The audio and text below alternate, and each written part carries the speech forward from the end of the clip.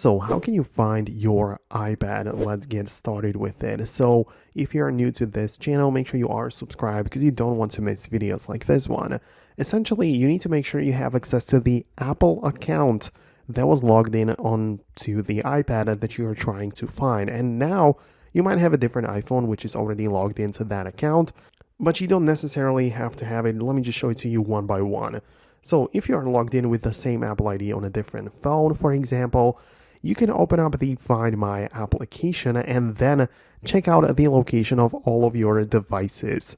So you'll be able to see them on the map below, and all of the information like the latest time it was recognized or connected to the internet, the battery charge, and the location should be found on the map, right? So it's pretty simple that way. If you, for example, don't have an iPhone like this logged in with the same Apple account, what you can do in this situation is to use any other device, like it might be a computer or even another person's iPhone. But what you need to do is to go to a web browser and type in iCloud.com.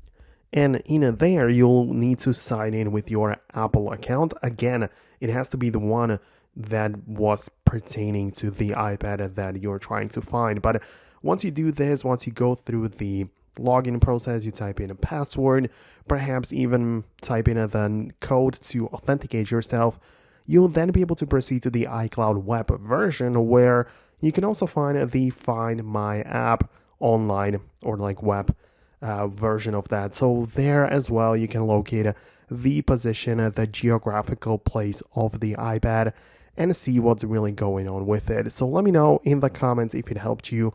Most definitely subscribe for more, and I'll catch you later in the future videos.